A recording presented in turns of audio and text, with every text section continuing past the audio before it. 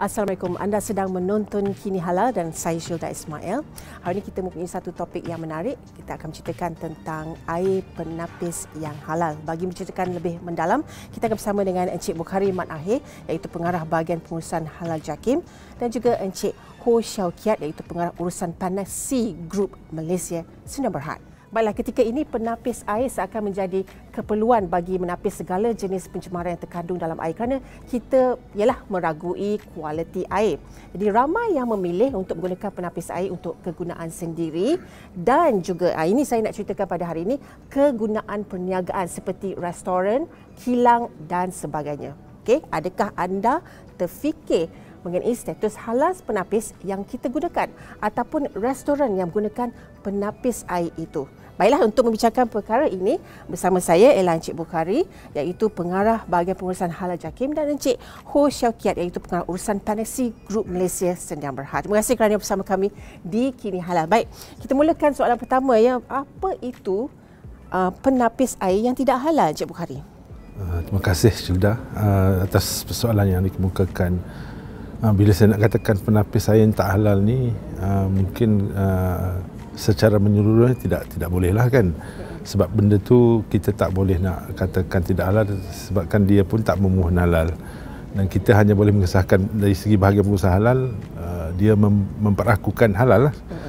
Tetapi yang saya rasa mungkin yang menjadi top perbincangan dalam isu ini ialah dari segi penggunaan komponen-komponen dalam penapis itu sendiri. Memang di bahagian pengusaha halal, apabila ada pihak-pihak yang ingin mempersejakan halal, mendapatkan persediaan halal, kita akan menjalankan audit pemeriksaan di premis, dan premis-premis ini terutamanya seperti yang disebut Syilda tadi, iaitu mereka menggunakan macam restoran, mereka menggunakan penapis air. Jadi bila kita buat analisis ataupun pemeriksaan itu, mendapati bahawa komponen dalam tu menimbulkan keraguan.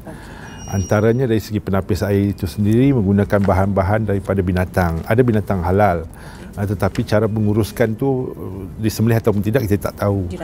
Diragui. Ada juga yang menggunakan bahan-bahan daripada binatang yang tidak halal, dari segi karbon ke ataupun seramik yang digunakan ataupun lapisan-lapisan dalam penapis itu sendiri. Begitu juga ada komponen-komponen yang menggunakan minyak dan sebagainya, dan juga bagi dalam itulah, dalam komponen penapis air itulah yang menyebabkan kita perlu memastikan bahawa ada persediaan halal dekat situ.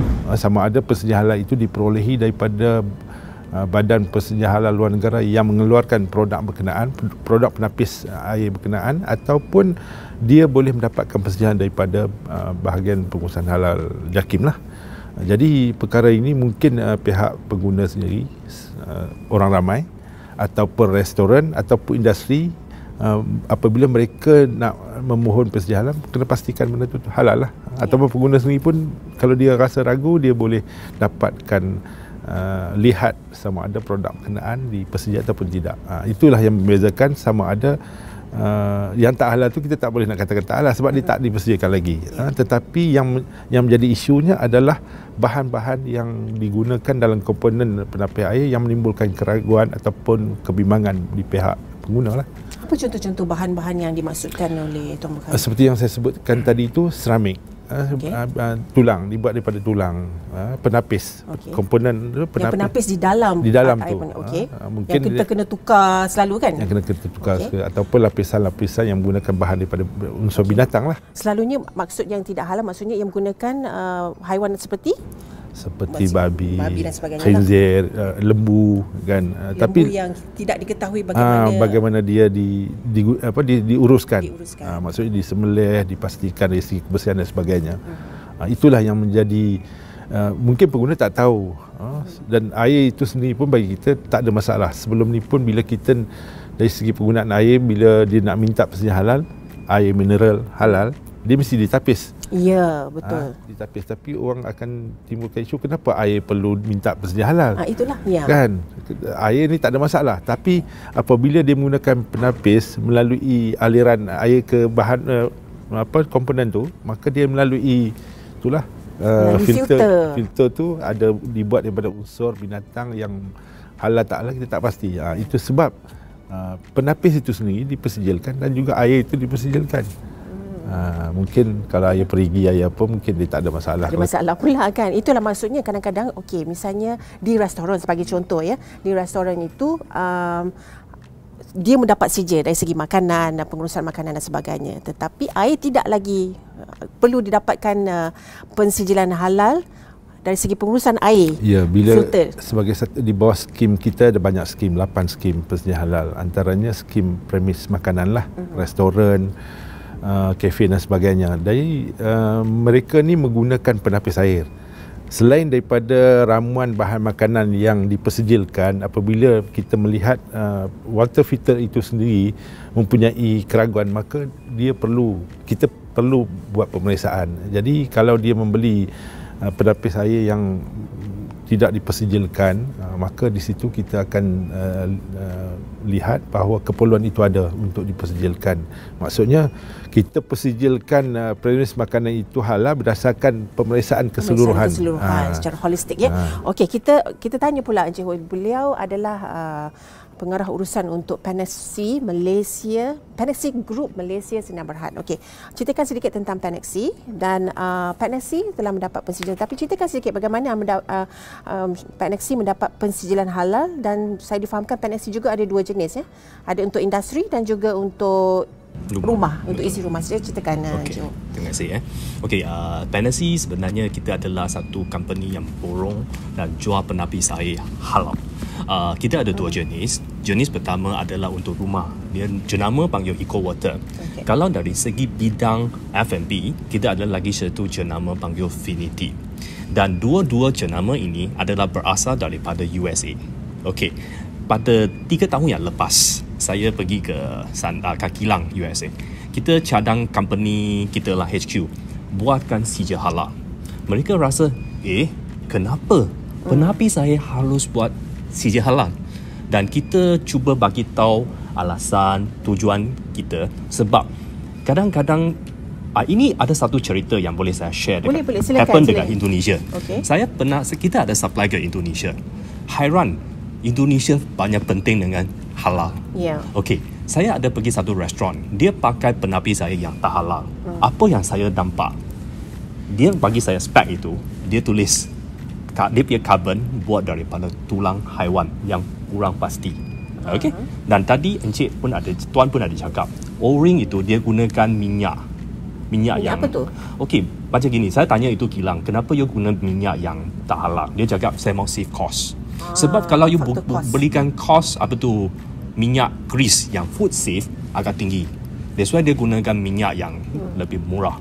Dan lagi satu saya paling shock, saya paling terperanjat. Dalam salah satu bahan membrane dia gunakan bulu haiwan. Bulu haiwan pun ada. Saya terkejut. That's why I tanya dia, kenapa you pakai? Sebab saya tak tahu. Dia cakap saya tak tahu penapis ini tak ada halal. That's why I cepat-cepat recommend dia. Saya ambil cerita ini bagi tahu USA.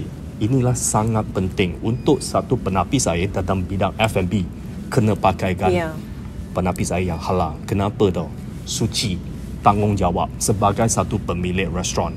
You serve kebanyakan, contohnya Indonesia, kebanyakan Muslim. Tak akan you bagikan air yang tidak halal.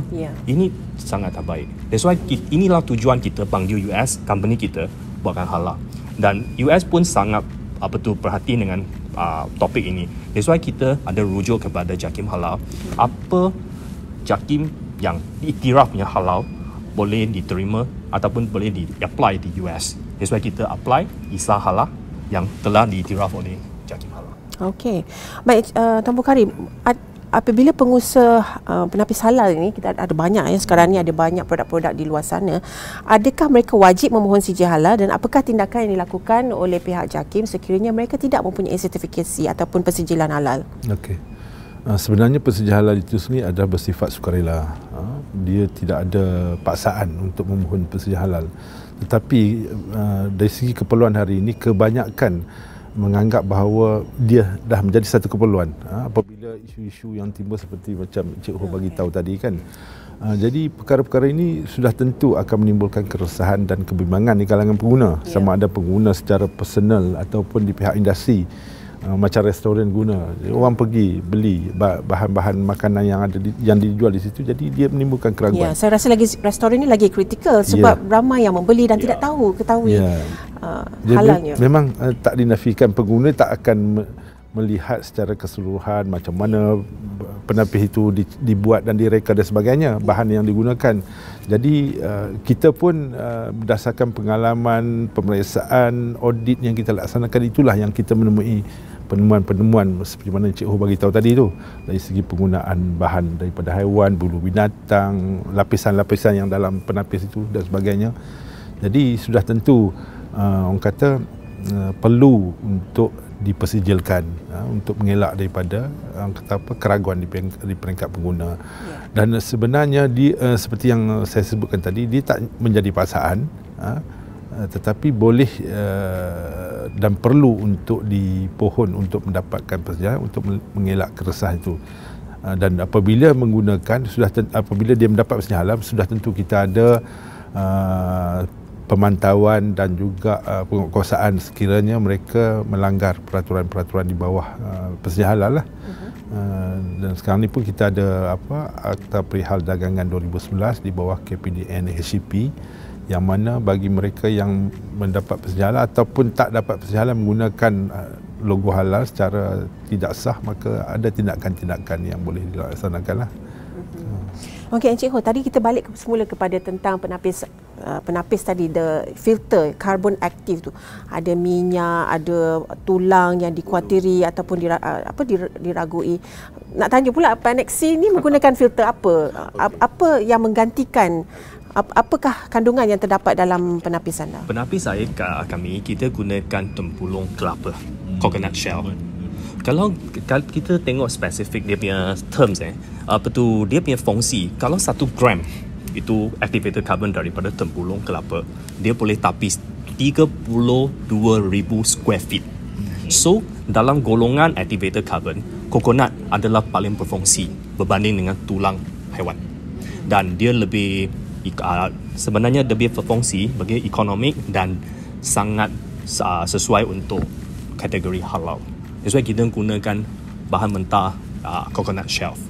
Dan tadi kita cakap yang itu O-ring biar minyak, kita pun guna food safe. Dan kita tak ada barang contohnya material haiwan. Tak ada. Tak ada. So boleh lebih berfungsi dan suci pada pandangan saya. Okey, cuma saya memuji pengusaha-pengusaha yang cuba untuk pasti kemungkinan isu-isu seperti ini, demi untuk demand konsumer-konsumer di luar sana, Tuan Pakar, balik semula ke tentang permohonan CJ halal ni. Apakah usaha-usaha yang sekarang ni sekarang dibangkitkan oleh media? Mungkin ada usaha-usaha pihak JAKIM turun padang untuk meningkatkan permohonan CJ halal di kalangan pengusaha penapis air. Sebenarnya kalau saya nak sebutkan usaha di kalangan penapis air itu agak terfokus, ya. Tetapi sebenarnya bahagian pengusaha halal bukan sahaja sebab kita ada banyak skim makanan, minuman, barang gunaan, kosmetik, farmaseutika dan sebagainya, termasuklah penapis air. Jadi keseluruhannya kesedaran ini kita cuba wawarkan melalui media sosial yang kita ada, dan kita juga mengadakan program-program kerjasama dengan agensi yang kebanyakan membantu usahawan, sama ada multinasional ke IKS dan sebagainya. Jadi usaha itu berterusan dengan Kementerian Pembangunan Luar Bandar, dengan Kementerian Pembangunan Usahawan, dengan MARA, dengan malah FMM sendiri, pihak industri pun kita adakan perbincangan, round table discussion dan sebagainya, supaya benda ni perkara ini dapat disebar luas dan kesedaran itu dapat diterima oleh pihak industri ataupun pengguna sendiri. Jadi cuma dari segi yang kesedaran, komitmen daripada pihak berkenaan lah, sama ada nak mempersijilkan ataupun tidak. Okey, Encik Ho, macam Panexi ni, adakah saya nak cerita tentang sijil pula, Adakah ia sukar bagi syarikat untuk memperoleh pensijilan halal? Bagaimana, bolehkah ceritakan proses-proses mendapatkan? Sebenarnya sebelum kita di US, sebelum mereka daftar sebagai partner halal di US, mereka harus check semua di production line. Dia kena ada pekerja yang Muslim dan dia kena ada masjid juga. Dan US pun sangat kerjasama dengan kita. Dia comply semua apa yang ISA halal di US, dia punya requirement. Lepas tu mereka tukar dia punya production line, material tukar, semua dia punya ahli production line untuk halal yang dia semua kena tukar. So baru kita punya produk diiktiraf oleh JAKIM dan dijamin oleh ISA halal. Ini dia punya proses. Dan masa itu tak ambil terlalu panjang, lebih kurang dalam 9 bulan. Lepas tu baru kita dapatkan sijil halal. Lepas tu kita pun submit kepada JAKIM halal supaya tidy up lah. Kita memang diiktiraf oleh JAKIM halal. Ya. Kenapa saya tanya soalan itu, Tuan Bukhari?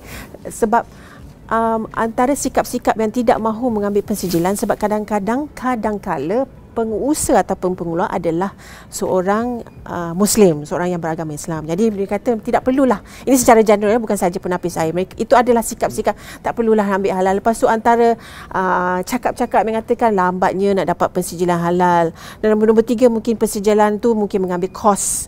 Dan ini kos itu akan pula absorb kepada consumer lah. Of course akan lagi mahal dan sebagainya. Apa pandangan Cik Bukhari? Okey, seperti mana yang Cik Ho jelaskan tadi, dia ada 2 persejilan halal, JAKIM dan juga daripada Badan Islam Luar Negara. Macam ISA kan.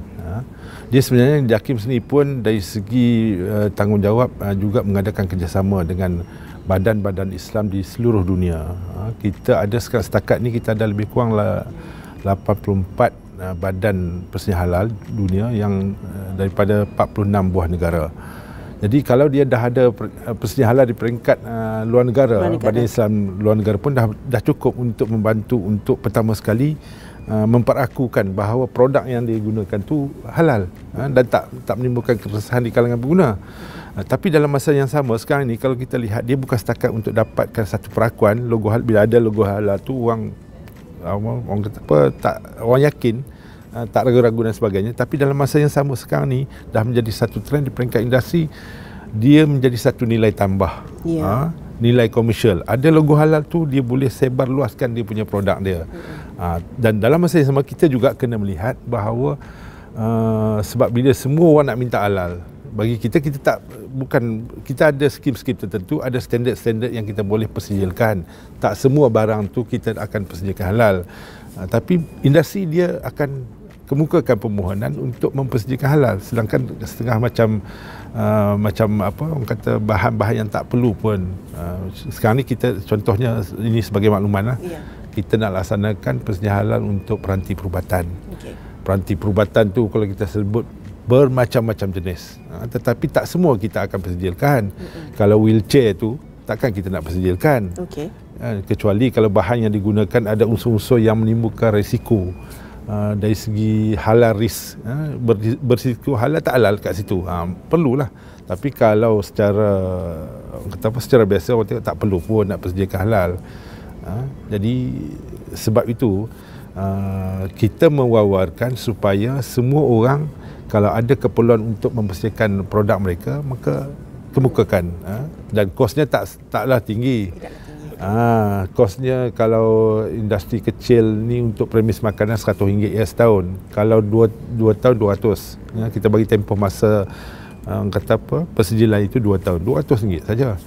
Jadi kata cuma kadang-kadang bila dia mengambil orang lain sebagai perunding untuk menguruskan persediaan peringkat dia perunding, dia kenakan bayaran, dan kita pun ini ada orang tengah lah, ada maksudnya orang tengah. Jadi kita terpulang kepada dia lah, dan kita tak mengalakkan perkara itu berlaku.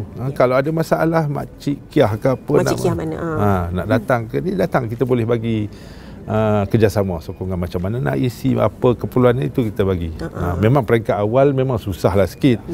Sebab nak masukkan komponen-komponen macam tadi, detail. Lepas tu dia akan teruskan. Balik Encik Ho, tadi seperti yang Tuan Bukhari cakap tentang nilai tambah. Adakah syarikat anda Panaxi disebabkan oleh nilai tambah ni, anda mempunyai sertifikat halal dan sebagainya.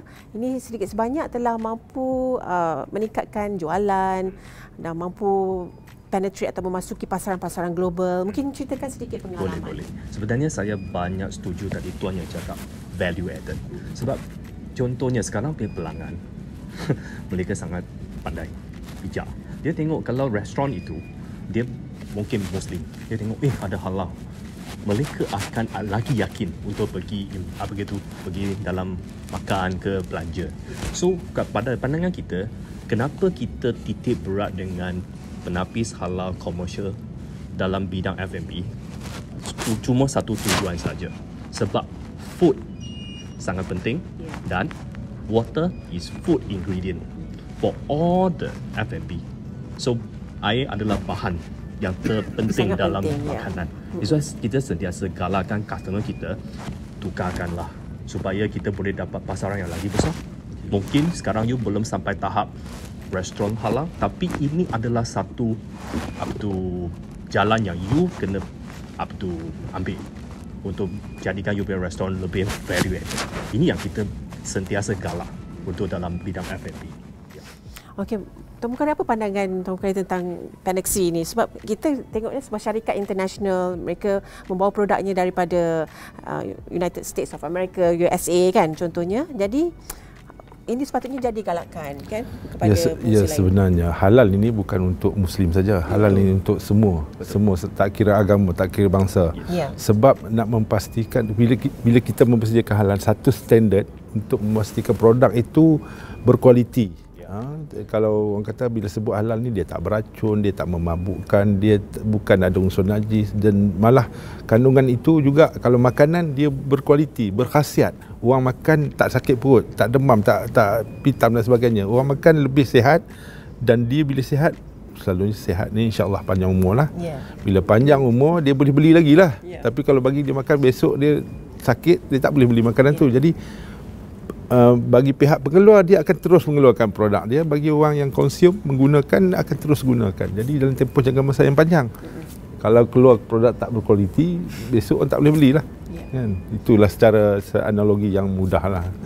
Tuan Mukhari, sekarang ni isu-isu yang tular tentang penapis air dan sebagainya di media sosial, bagaimana agaknya JAKIM menangani isu ini? Sebelum ini ada isu yang menular tentang itu pun berdasarkan penemuan-penemuan oleh pihak-pihak tertentu yang mengatakan bahawa penapis air digunakan oleh restoran dan sebagainya tidak halal dan sebagainya. Tapi isu tu kita tangani dengan meminta supaya dilakukan perubahan lah, dan industri sendiri pun, restoran sendiri pun, mereka pun tak